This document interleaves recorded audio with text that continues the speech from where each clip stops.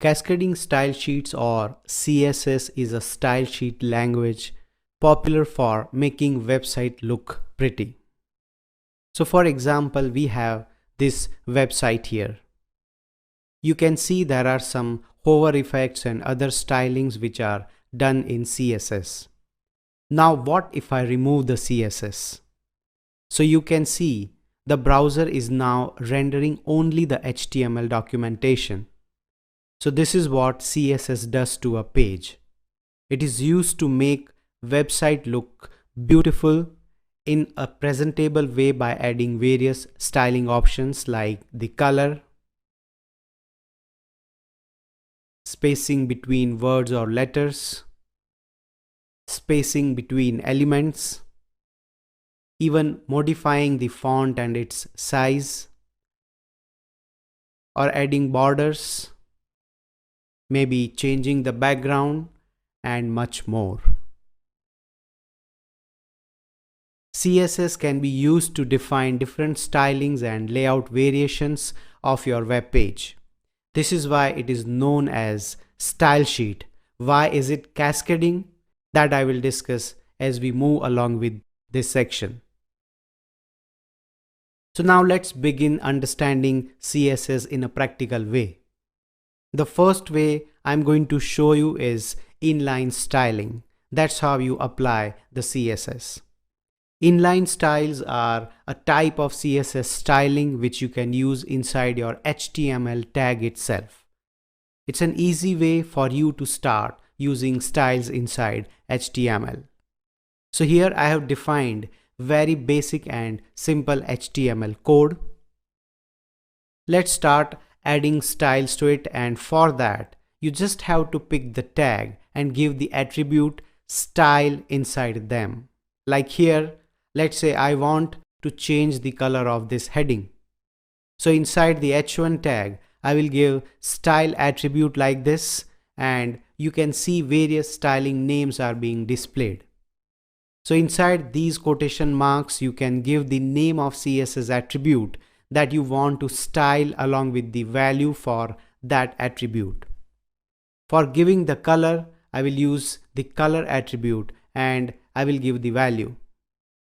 So this is how the syntax looks like for applying inline styling inside any HTML element. Now if you look at the output, you can see the heading color has changed. The syntax for defining the style looks something like this. We have the tag name, the style attribute, then we have the property name, colon, value, and then we end that with a semicolon. Now if you have new property, you add another property after the semicolon, and this goes on. Now let's try to apply multiple styles inside a single tag. For example, I want to align this heading to the center, so I'll give the text align attribute. This attribute is used to modify the text alignments. So you can see various alignment options are displayed. I'll select center, and now the heading is aligned to the center. Let's also apply some styling to this paragraph as well. I will again use the style attribute and will give the color and font size. Now you can use these font size options, or you can manually define the size. I'll choose the font size right now and let's check the output. So you can add as many of these CSS attributes inside the style as you want. I've just shown some most commonly used attributes, and not only to the tags which are defined inside the body, but you can also apply CSS attributes to the body tag as well. Let's say for example, I want to change the background color of this body. So I'll give style inside body and will apply the background color attribute to change the background of the body.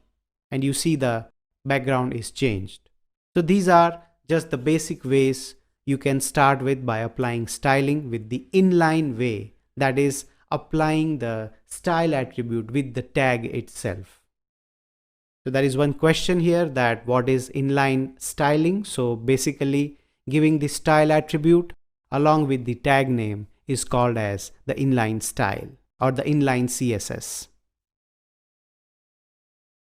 So now you know how to apply the styling with inline way. Now let's take one step further. In this lecture, I am discussing how to define internal styling.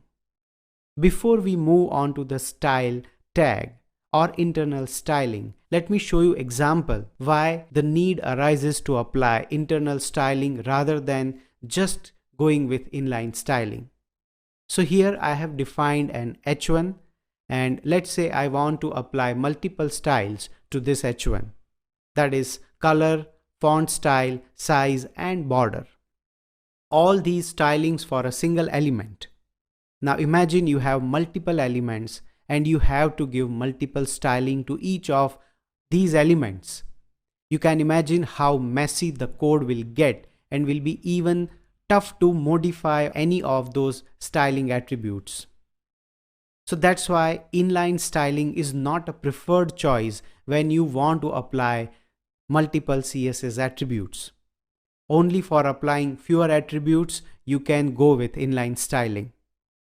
So we do have a different approach, and that is the internal styling approach. Let's take a look at that. Here I have given a header, a paragraph and a link. Now to apply internal styling to the HTML document, we use the style tag. So all the styling attributes which you will apply to your HTML document can be written inside the style tag. Let me show you how. I will say style tag here inside the head tag. Remember, the style tag is always defined inside the head tag. Why? Because the head tag contains the metadata about the HTML document. So the style tag comes under that category. This kind of styling is also known as embedded styling. So the style sheet will affect the document they are embedded in. Alright, so next step is to define the styling, and we do that by giving the selector name like this. Let's say I want to apply styling to the body. So I will give body here and then opening the curly brackets, and now I apply the CSS attribute here. Let's also apply styling to rest of the HTML elements. I'll say here H1 opening the curly brackets, and let me add few stylings. Similarly for paragraph, I'll say P here and we'll give styling inside the paragraph. Now for the link, I'll say A here and we'll apply the color, font size and font style. You can change the default look of the link too by giving styling to them. Let's check the output, and you can see that the stylings are applied. We have used the internal styling approach, that is by using the style tag. It is called internal styling because we define or embed the style tag within the HTML document. You can also define CSS in a separate .css file known as external styling, which is our next topic. In this lecture, I am going to discuss one more approach for applying CSS, and that is external styling, where the CSS is defined in separate .css file and then it is included or imported or embedded with a link tag inside your HTML document. So as we saw in the last lecture, we have applied internal styling by using the style tag inside HTML document. But you generally see huge CSS code, and putting it in HTML is also not a good practice. It's a good practice to divide your CSS code into not only one but several CSS files, and then you make those CSS files available to the HTML where you are using it. Now we are going to use the external styling approach, and for that what I'll do is I'll create a separate file for CSS like this. You can give any name to it, but do remember to give the .css as a file extension. So now you can see we have a CSS file open here. Inside this, I'll apply all the CSS stylings which are inside the style tag. So I'll cut all these stylings and only the stylings, not the style tag, as we have created a separate file now for CSS, and I'll paste it here. Now if we check the output, you can see the styling is gone. The reason is that you need to make the CSS file available in the HTML, and for that I'll use the link tag inside the head tag. Now here in the index HTML file, I'll give a link tag. Now when I press enter after typing link, you can see it shows two attributes defined inside. The rel attribute shows the relationship between the linked file, which we will give here in the href, and the HTML document. So right now you see that it is showing the relation as style sheet. So mostly the link tag will be used to embed the CSS file inside the HTML document. And inside the href, that is the link reference, I will give the CSS file name, which is styles.css. And you can see the moment I start typing the CSS file name, it starts showing me the name already. Alright, now the CSS is linked with this document. Let's save this, go to the browser and refresh, and you see that the styling is back, but this time it is not inside the HTML document but defined in a separate CSS file. So this way is called as applying the external styling. Let's talk about a relative question. So how do you embed the external CSS file to your HTML document? So it's the link tag which helps you to embed the CSS inside your HTML document. Let's now talk about the CSS selectors. They are used to target HTML elements on the web pages which we want to style. Selectors are basically the way we apply CSS. There are a wide variety of selectors like element, class, ID, group, universal, and much more in fact. The first selector I am discussing in this lecture is the element selector. Element selector in CSS is used to select HTML elements which are to be styled. The syntax for element selector looks like this. You have the element name. In the curly brackets, you give list of CSS property, which we have already seen in fact. So for example, if I want to add styling to this h1 on the page, then it will look something like this. Here h1 is the element selector. This we have already seen as we have used this approach in many of our previous topics. So this is actually called as the element selector. Now if you have three headings like this and want to add similar styling to them, so rather than defining stylings for individual heading, you can write like this. Let's say h2, color, font size, text align, family and decoration, and this will apply the styling to all the h2 tags in the HTML document. Here are few more examples of element selectors. I have the division, body, unordered list, and let's say list li. So this is what an element selector is. In the next lecture, we will look at the class selector. Now let's talk about a relative question. So what is element selector? When it comes to selecting the element to apply the CSS, one of the selector is element selector, which basically refers the element, that is the HTML element or tag name, to apply the CSS, like h1, h2, paragraph, li, division, body, and so on. In this lecture, I am discussing about class selector. Let's first of all understand a scenario. I have defined an HTML document like this, where I have 3 paragraphs, 2 headings, and 2 subheadings. Now let's say you want to add style to the paragraph. So basically you will use the element selector and will give the stylings. So now in the browser, you see that all the paragraphs from the document share the same styling, which is kind of obvious because that's what the element selector does. But let's say if I want to apply styles to the first paragraph and its respective heading. Well, in that case, element selector won't work. We have a bunch of rules now which you can apply to create custom styles. Think of this as an example. If you want to create a website and you want that different elements or maybe similar elements should share that custom style which you have defined.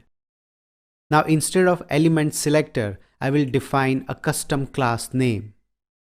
So I will remove this P, that is element selector, and will give any suitable name, let's say my style. But this my style is a custom entity. We have to inform the browser that this is a class, and for that we begin the class name with a dot. Now the class is ready, and to apply it we use the class attribute. For example, I want to apply the class on this paragraph. Now when I check the browser, you can see the styles are added to the paragraph like we wanted.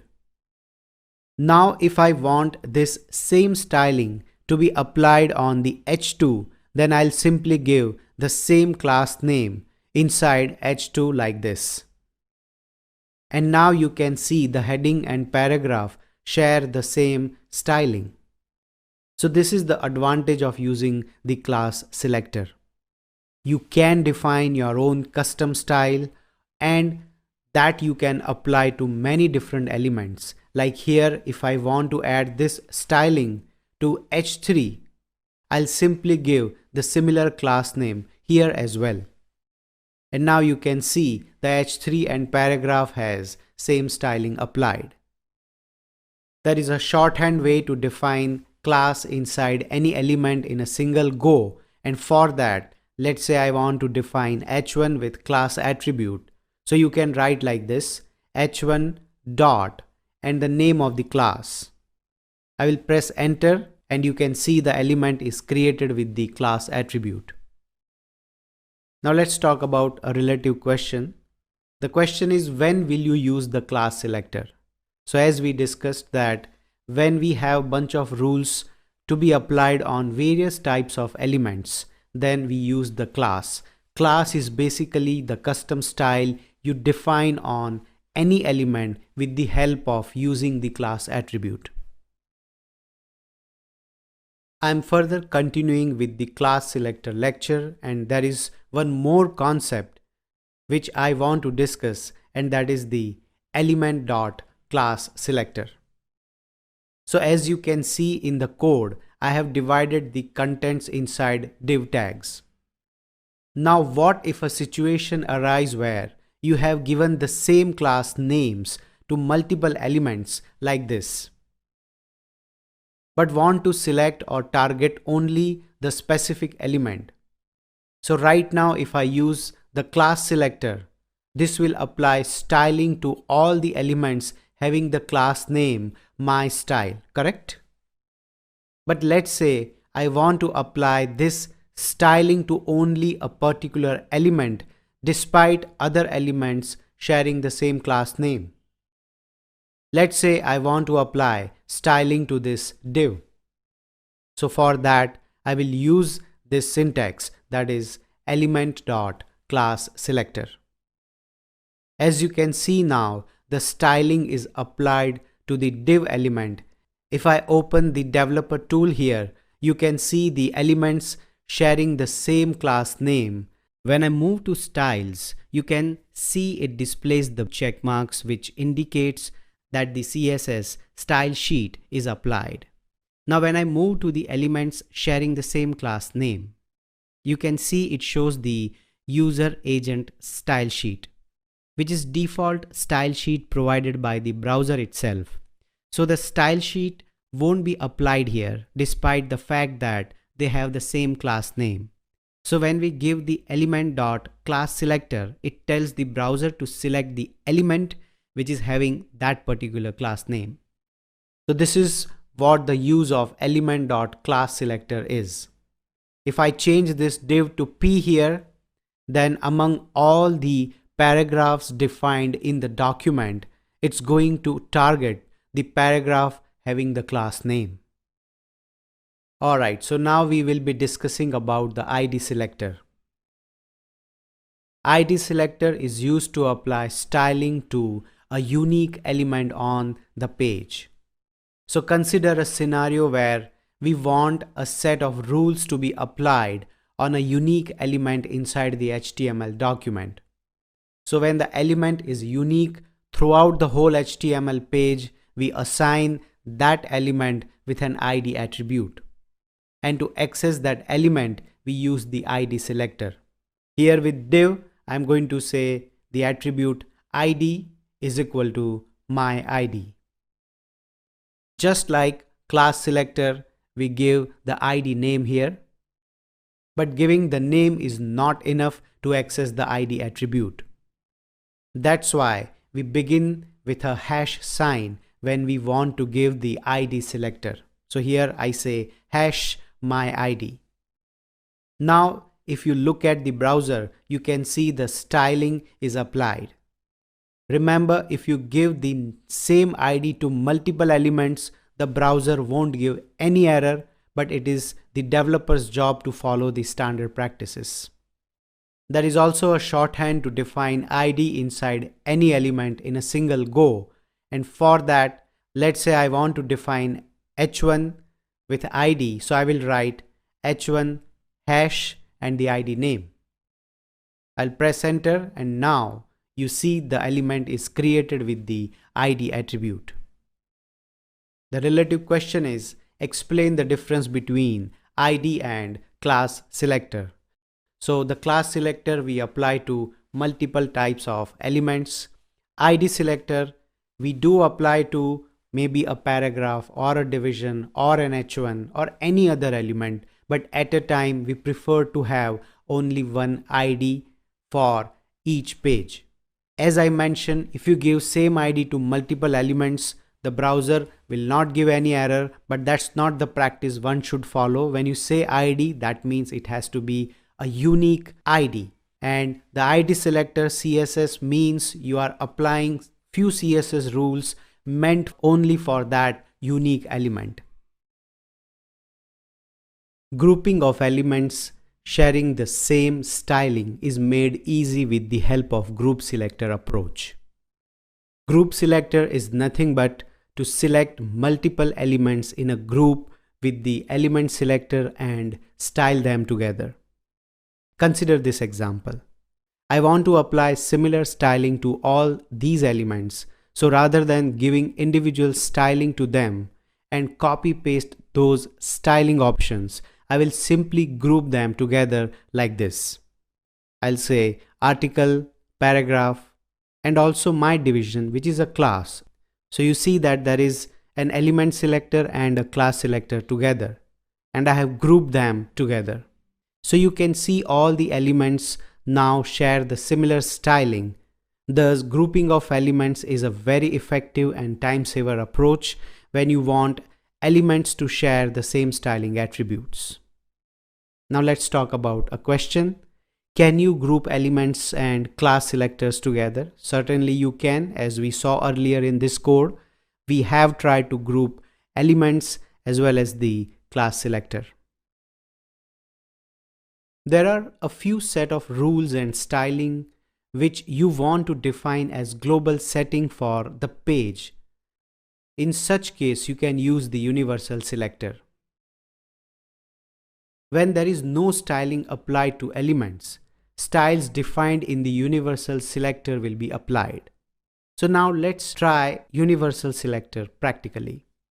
You see this code. Now here if I want to add styling to all the elements, I will say asterisk and will open the curly bracket like this. Universal selector is denoted by an asterisk sign, and it is used to select any and all types of elements in an HTML document. Let me add some styling here. So this is how the syntax looks like when working with universal selector. You have the asterisk and you give the property and value and you keep on adding such CSS properties. Now when giving only the asterisk sign, it will select all the elements of the document as you can see. But if we give a particular element with an asterisk sign, then it will select only that element. So here if I say P with an asterisk, then the style will get applied to the paragraphs. If I add a span here and want to give styling to only the span, then I will simply add span here. We'll also change the font style. Similarly, for division, if I add another division tag in the document and want to apply style to all the divisions, then I'll say asterisk and div. So you can see stylings are applied to both the divisions. This is how you can work with universal selector. It's very useful and effective as well. As we move ahead, you will have a clear idea when will you use the universal selector as well. So what is the purpose of universal selector? We use the asterisk and we define the styling. Whatever styling you define with universal selector is generally a set of style which you want to apply when there is no other styling applied. In a web page, generally we see that there are few padding or margin for all elements by default you want to apply. In such case, universal selector is also very useful. So you have learned how to apply styles to HTML elements.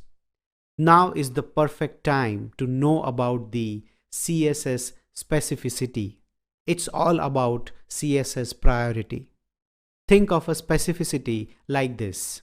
If there are two or more CSS attributes defined for the same element, the selector with the highest priority or specificity value will get the preference and its style declaration will be applied to that HTML element.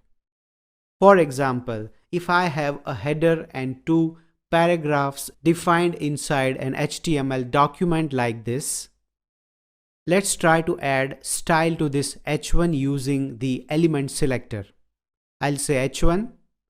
Let me give color red, the font size, let's say 3em, and font family cursive. So you can see the styles are applied to only the header, that is the h1. Now if I want to access this same h1 with class attribute and with different styles too, so for that I will define a class here and will apply some new styling to it. Let me just say class is equal to my header. Now also defining the class, I'll say dot my header, color let's say blue, font size small, and font family Courier new and this option. Okay. Now you can see that the h1 is displayed with the new styles despite already defining h1 with element selector. If I click inspect element here, you can see in the styles, the styling attributes inside the h1 are striked out. That is, those rules are cancelled or in a way overridden. This is because the class selector has higher priority over the element selector. Similarly, if I have a condition like this where I have defined an ID as well as the class on the same element and I have defined different backgrounds for them, now when you look at the output, you can see the paragraph with the ID is getting priority in spite of having class defined, and the other paragraph is accessed with the element selector. Again, in the developer tool, you can see the class and element selectors are striked out. Because the ID selector has higher priority compared to the class selector. Now if I also add inline style to this paragraph, let's say style is equal to background, I just give some value in the RGB. Let's save this. Now you see the priority is changed as it gives priority to inline style more than even the ID selector and of course the class selector as well. Thus, every selector has its place and priority defined. The CSS specificity or priority of selector goes this way. Inline has the higher priority, ID selector, then class selector and the element selector. After that, we have the group selector and then the universal selector. So in a way, you see that inline style has higher priority unless there is one option, and let me talk about that. Well, if you still want to give more importance to a value or a property despite their specificity, then there is a rule called exclamation important. This rule will override all the previous styling rules applied on that property and will give more importance to it. So let's say if I want this class selector styling to be displayed on the paragraph, then I'll simply add exclamation important here like this. And you see the inline style is overridden and the class selector is given higher priority just because you have given the exclamation important. Remember, exclamation important, that is important is not a very good way when you are applying the styling because it breaks the normal execution sequence. And sometimes it is very difficult to find out some issues with CSS if you have used important. Better not to practice this, but there are situations when you have a lot of CSS applied. In some cases, when nothing works and you want to force the CSS to apply specific rule, certainly you can go with exclamation important. So now let's talk about questions. The first question is what is CSS specificity and what is the sequence? So we have already discussed that it's all about priority, especially when the rules are clashing. If they are not clashing, you will not have any problem, right? Let's say in H1, you have color in element selector and you have font size in class selector, then there is no clash between the rules. So both of the rules will be applied. But when there is a clash of rules, then there is a priority defined by CSS, and that's what CSS specificity is. The next question is what is the purpose of exclamation important? So basically this important makes the property as a highest priority regardless where it is used, whether it is in class selector or anywhere. The moment it becomes an important, that means it is important. It will have highest priority. But as I mentioned, not a good practice to use important unless you are being forced to use it. While developing websites, CSS will always be a necessity, but along with that, maintaining the CSS when building a website is also quite important. And it is always a best practice to get ahead of maintenance by starting with a baseline. To do this, we as developers define a CSS reset file to prevent any inconsistencies across different browsers while developing websites. So what is a CSS reset file? Well, all the browsers have default rules with properties and values applied to all the pages before loading files. A CSS reset file targets all the rules that our different browsers apply defaults to and reset them to their minimum possible value. The ideal goal of the reset style sheet is to reduce browsers' inconsistencies in things like default line heights, margins, font sizes, padding, etc. Now this is required because, as I said, every browser has its own default user agent style sheet that it uses to make unstyled websites appear more legible. But many times it creates havoc with the defined style sheets provided by the developer. With all that said, let's look at what a simple reset file looks like. And to begin with, let me create an HTML file. Inside the body, I'll give h1. Let me define a form and giving few inputs like text, mobile, URL, email, date, range, color and button.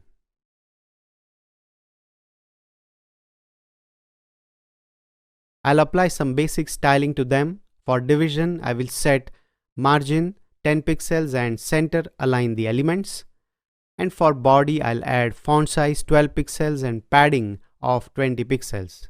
Now if you observe the output, you can see there is some default margin and padding applied on the document. This might cause some positional error when we further apply different positional styling to the document. Now to avoid this, we define a reset file. Using the universal selector, in most cases, it's better to define a reset file using a universal selector, or you can always use element selectors to reset them individually. So inside the universal selector, I'll set the margin and padding to 0, and you can observe the output. All the default and meaningless spaces are nullified. By doing this, we are removing the default styles of the browser for more consistency. Now everyone has their own perspective regarding which CSS reset file to use, as there are various approaches for defining a reset file, as you can see here.